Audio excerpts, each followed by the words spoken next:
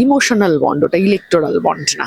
হ্যাঁ, আমরা সারা বছর মানুষের কাছে যাই, আমরা শুধু ইলেকশনের সময় মানুষের কাছে যাই না।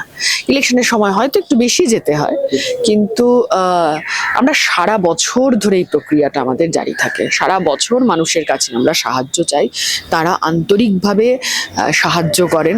ওদের ইলেকটোরাল বন্ড আছে, আমাদের ইমোশনাল বন্ড আছে। আর ইমোশনাল বন্ডে দাঁড়িয়ে মানুষের প্রত্যেক দিনের যে দুঃখ দুর্দশা বাড়ছে, জিনিসপত্রের দাম বাড়ছে, প্রত্যেক দিন আমরা লক্ষ্য করছি যে খাবার জিনিসের দাম বাড়ছে, মানুষের রোজগার সেই অর্থে বাড়ছে না।